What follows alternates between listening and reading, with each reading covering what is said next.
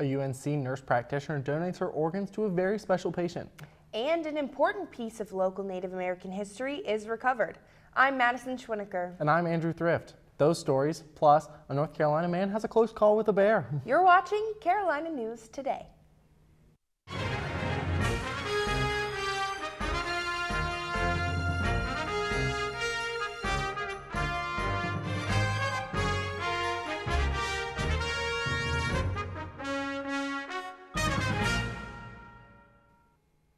The body of a Robeson County man who had been missing since March 28th has been found.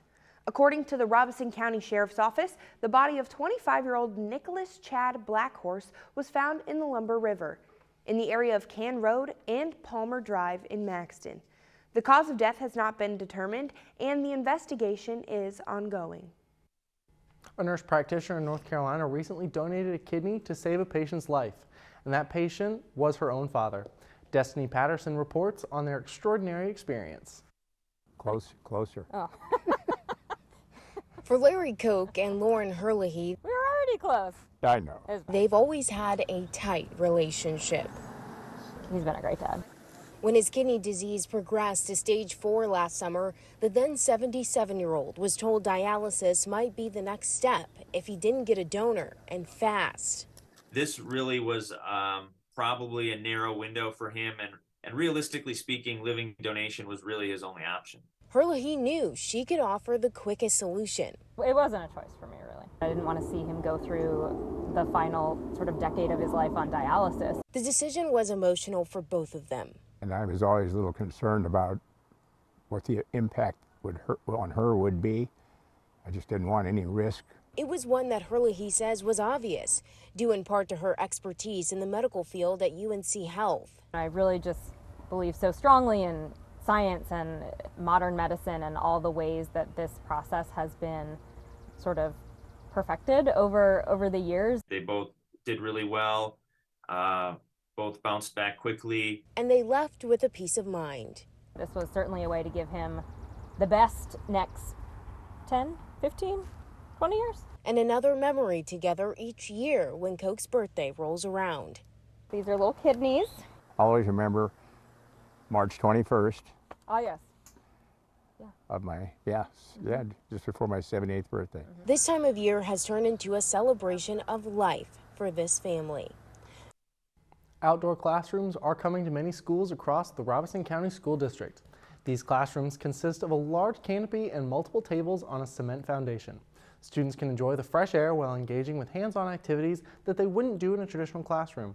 Research shows that outdoor classrooms can greatly improve students' mental health and academic performance. Some campuses already have the spaces set up, including Lumberton Junior High and Red Springs High School. This $875,000 project is funded by the Elementary and Secondary School Emergency Relief Fund. The State Advisory Council on Indian Education is calling for an end to all Native American mascots in North Carolina public schools. Back in February 2002, the council passed a resolution to eliminate all Native American mascots and imagery. Now, 21 years later, they are recommitting to this resolution. There are still 34 schools in North Carolina that have an Indian theme. 2 other schools still use warriors and braves without the imagery. The State Advisory Council is encouraging the State Board of Education to show support for the change. A piece of Native American history has been unearthed in North Carolina, all thanks to 2 teens enjoying a day outside. A 1,000-year-old Waccamaw dugout canoe could shed new light on the Tar Heel State's history. Zach Salone of WECT explains. Got it. Hands up. Keep it. This canoe pulled from Lake Waccamaw Wednesday is a symbol of nearly 1,000 years of Native American culture in southeastern North Carolina. Michael Jacobs is the chief of the Waccamaw Siouan tribe. All of our tribal members that contribute. He says it's rare to find pieces of history like this one. That canoe at 28 feet long would have carried a many a brave. We feel like in our heart it's a history that we're still exploring and understanding, because this is the first time we've had access. The discovery unexpected. Eli Hill is one of 3 teenagers who stumbled upon it while swimming in the lake during the summer of 2021. We were throwing mussels at each other, and I stepped on it, and I thought it was a log, and I tried to pick it up, and it never came up, so we kept digging at it, and it just kept going. And then the next day we came back, and we started digging some more, and it just kept going. State archaeologist John Mintz says that led to a lengthy removal process, but it was worth it in the end. This canoe is about 1,000 years old, and it's a southeastern Indian canoe, and it's originated from this area. So we wanted the local Indian group to be part of it and share with the agency of it.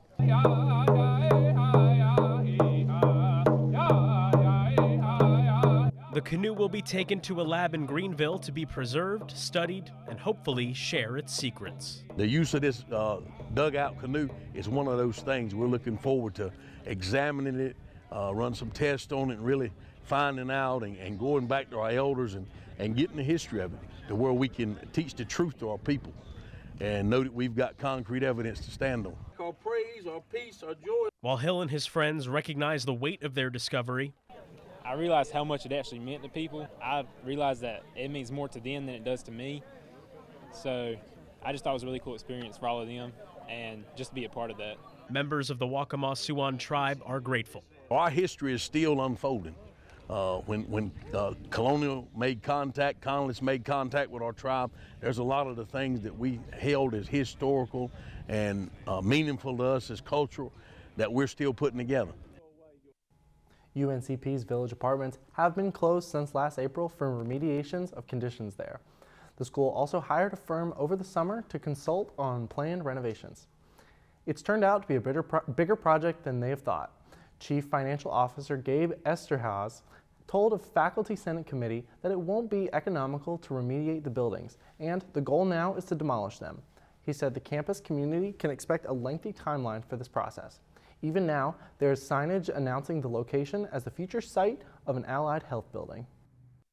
The North Carolina Department of Public Safety hosted 3 autism response trainings for law enforcement last week. The training is to help emergency responders learn the best ways to help individuals who are on the autism spectrum.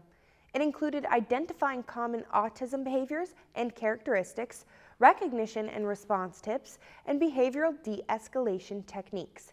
It was hosted by national experts and author Dennis DeBod, who has more than 25 years in autism training for law enforcement and first responders.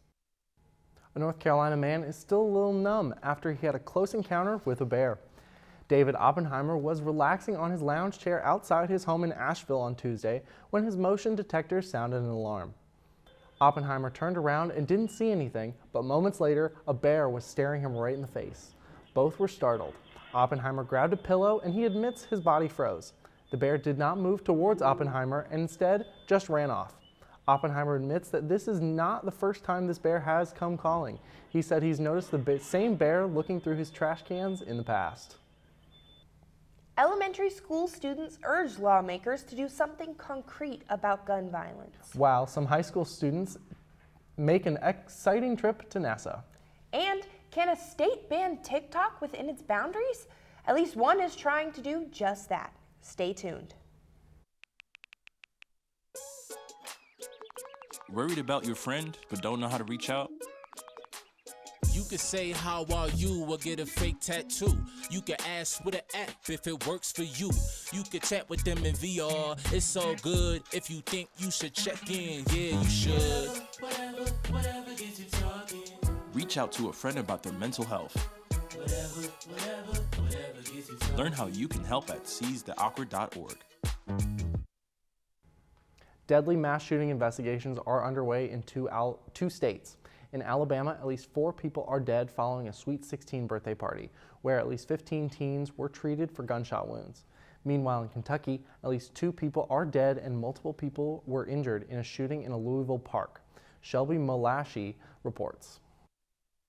Please do not let this moment define what you think about the city of Dadeville and our fine people. In Alabama, an emotional Sunday following a deadly mass shooting that was tied to a birthday celebration Saturday night, according to the Dadeville City Police Department. What we've dealt with is something that no community should have to endure. I just ask for your patience. It's going to be a long process. Due to the ongoing investigation, Alabama law enforcement officials have yet to release the ages of those killed. From what I understand, yeah, somebody in there that had a gun somehow walked in with a gun and just opened up fire. We're going to continue to work through in a very methodical way to go through this scene, to look at the facts, and ensure that justice is brought to bear for the families. The Alabama shooting happened about an hour after shots were fired into a large crowd at a park in Louisville, Kentucky. At least 2 people were killed and several others are being treated for gunshot wounds, according to the Louisville Metro Police Department.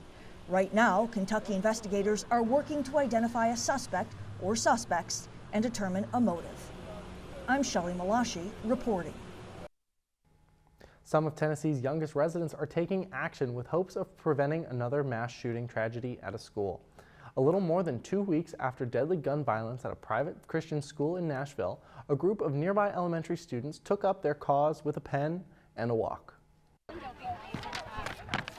A box of handwritten letters all addressed to Tennessee Governor Bill Lee. Our kids think it's important, and we want to show them that they too can make a difference, and this is a peaceful, easy way to make a big difference. Glendale elementary students wrote letters to the governor after school Wednesday. They say they want meaningful gun law legislation and better school safety measures. Governor, I wish that you could help us and that we could all stay safe. Making better decisions was the message Amanda Bailey's 2 daughters wrote in their letters. She says it's important for them to voice their concern to the highest power in the state.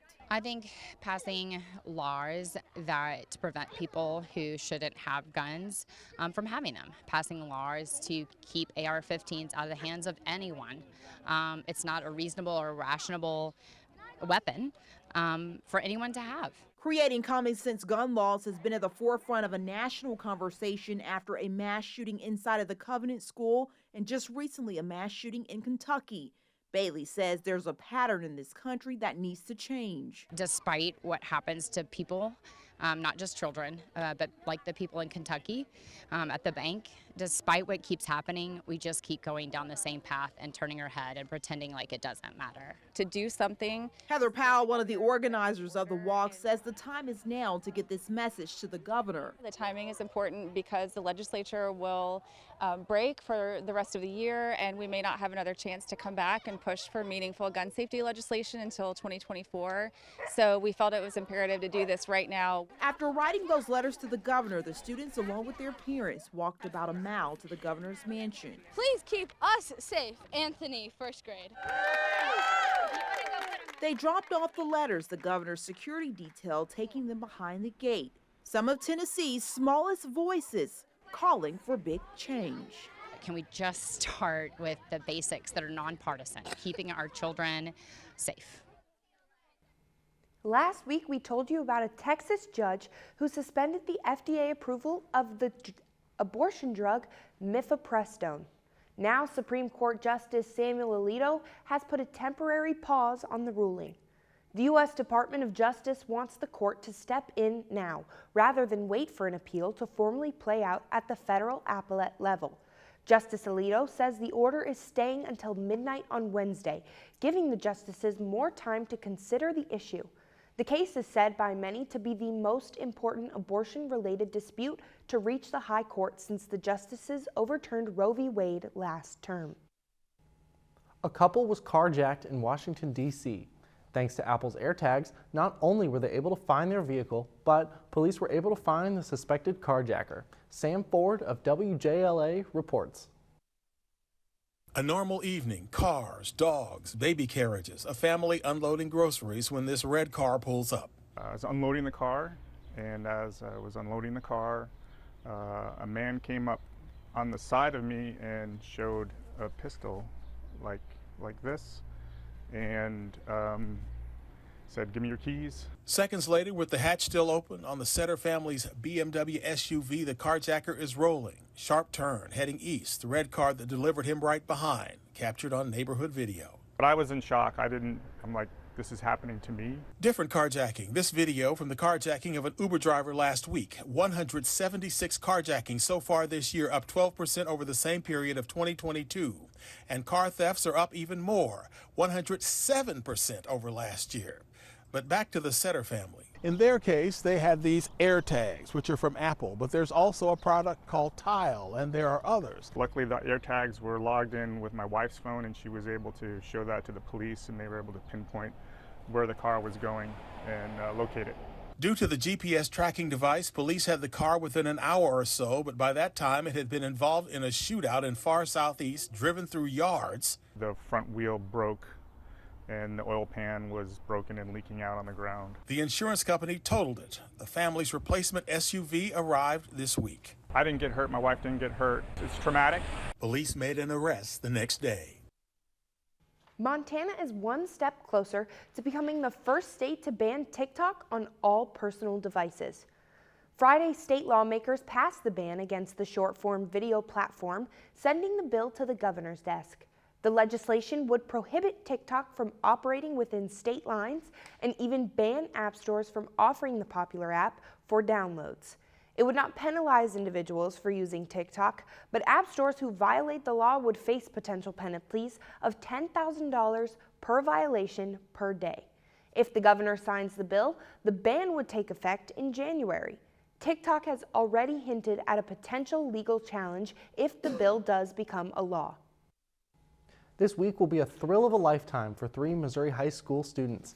As finalists in NASA's National Design Challenge, they'll get to travel to Houston, Texas to present their projects. Here's a look at what they've designed. Attached to it better.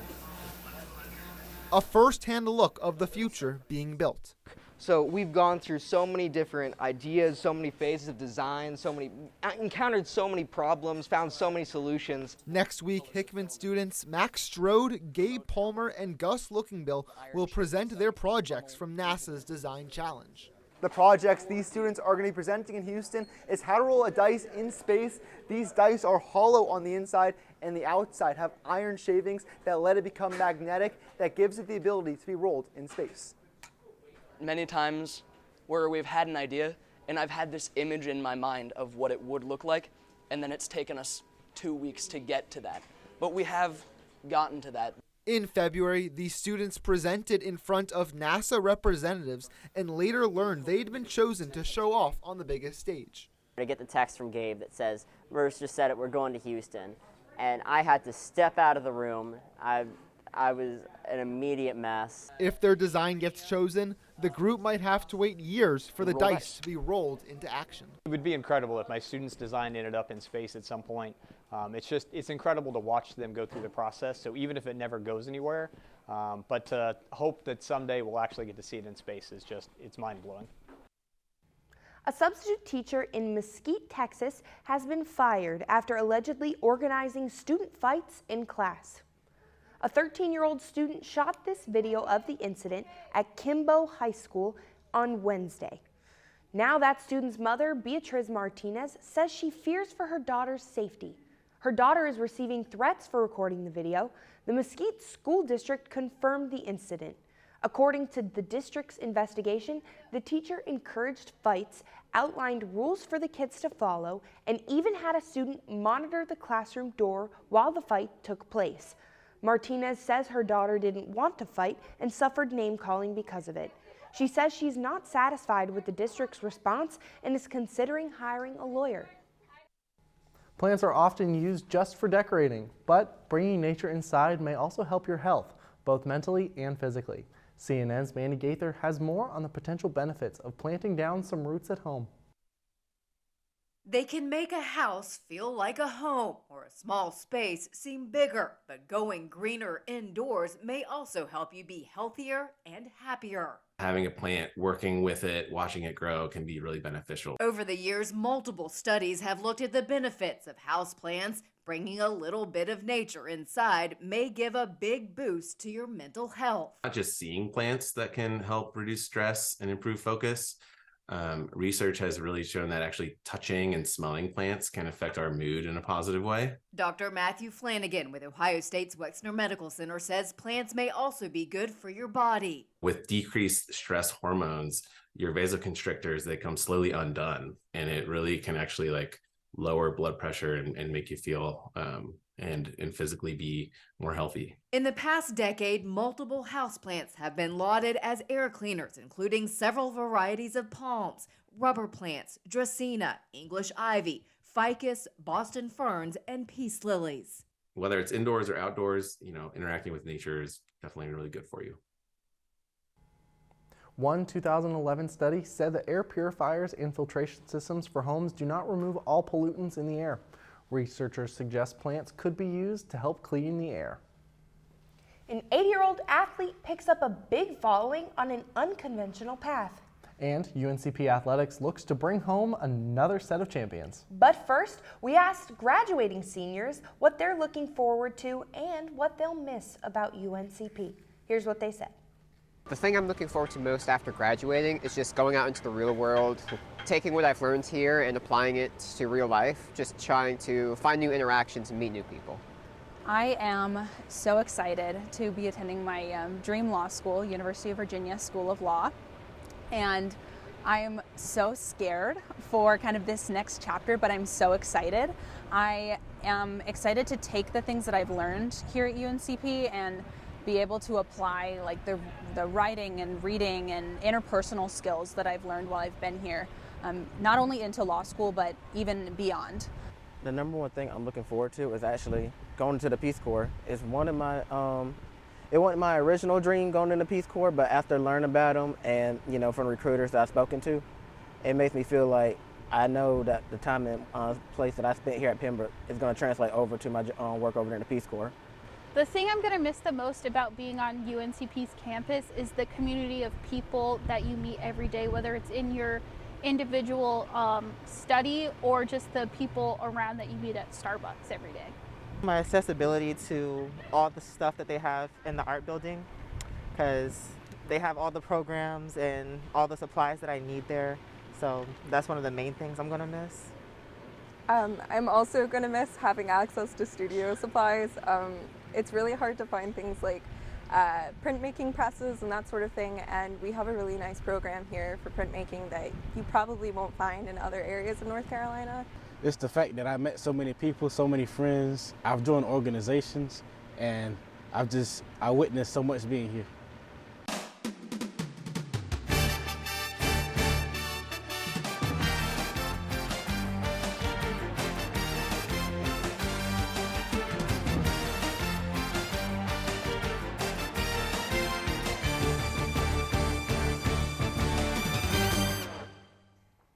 Hey everyone, I'm Hala Trace, and I'm back with another week and last week of CNT Sports for the semester. Let's get right into Braves baseball. Has been the kings of consistent play all season, and this past week didn't change that. After taking a win over Wingate University Wednesday on Gen 1 night, the Braves welcomed King University to home mount for a weekend series where the Braves would bring out the broomsticks. They swept up in a 3-game fashion, adding a combined scoreline of 37-10. Getting runners across home plate was no issue for the Braves, who took Game 1 18-5. Game 2 on Saturday resulted in a 7-2 win, and the sweep was completed on Sunday 12-3. The Braves are now on a 5-game winning streak and improved to 32-10 overall. The next 4 games will be on the road against Catawba College and Barton College. While baseball held down home dirt this weekend, Braves softball had a road trip to Mount Olive to match up against the Trojans. It was a tough 2 outings for the Braves, as the Trojans routed the Braves 4-1 in Game 1 and 8-0 in just 5 innings in Game 2. The team will look to rebound quickly when they take on Francis Marion University tonight in a doubleheader for senior night, their last home series for the regular season.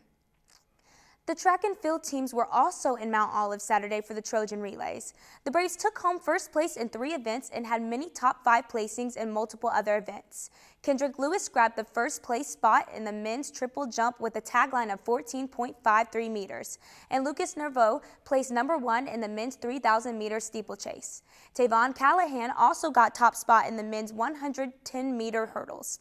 Other notable finishes saw Valerie Samoe place third in the women's 5,000-meter run and a fourth place finish from Jayla Thomas in the women's 200-meter dash. The squads are back in action at the USC Open Saturday in Columbia, South Carolina, their last meet before the conference championships. The Braves golf team finds itself leading at the Conference Carolina Championships in the third and final round that's wrapping up this afternoon. They were trailing Belmont Abbey after day one on Sunday with Georgia Page, Amanda Harmon tied for first place on the individual leaderboard. Finishing up the final round today as I speak, the Braves are ahead of Erskine College by 15 strokes, while Belmont Abbey dropped to third place overall. Hamron and Page are neck and neck with only a 2-stroke difference between them. The Braves appear to have locked in a repeat of last year's conference victory and a new set of championship rings. They're just minutes away from that 18th hole at Cutter Creek in Snow Hill, North Carolina. Congrats to them. Now for a little something off the beaten path, a rollerblading legend in Southern California known as Slow-Mo is celebrating his 80th birthday and hundreds of fans in San Diego joined him. Here's the story from Madison Wheel of KJ-TV. If you've been to the PB Boardwalk, you've probably seen Slow-Mo gracefully gliding along. Happy birthday, Slow-Mo! We can hardly get through an interview question without someone stopping to say hi. How often do people say hello? You know, it's really funny. John Kitchen is a retired neurologist. The feeling gets better the slower you get. For 24 years, he's been skating right here almost daily. All of the surfers, all the people that are into these sliding sports, they become addicted to that feeling. And he's seen it all. You learn an amazing amount. I mean, for instance, I've seen kids now that have gotten old enough to be married. But what the beloved local legend did not expect was hundreds of people to show up to skate with him on his 80th birthday. People were coming out, for, you know, the tourists holding signs up that said happy birthday, and little kids were going, hey, Slow-Mo. Many dressed in his signature blue top, hat, and glasses. A mob of crazy people, you know. I don't really understand why people love Slow-Mo so much. I told him it's simple. He's an inspiration to San Diegans of all ages. His advice for the next generation? That's the beginning of Slow-Mo. One thing that we all have the choice is to believe that we live in the best possible world, and that's a choice. That's all for TNT Sports today, and that's it for the semester. And that's it for me. I'm graduating in 2 weeks. I valued my time working on CNT and will dearly miss it. I hope to be back here for graduate school, but in the meantime, go Braves! Thanks, Mihaela, and congratulations. I know you'll be missed around here. She definitely will. Good luck in graduate school. And our producer, Jay Locklear, is also headed off to graduate school. Good luck to them. And to all of our graduating seniors on the crew. I'm Andrew Thrift. And I'm Madison Schwenecker. Thanks for watching and have a spectacular summer.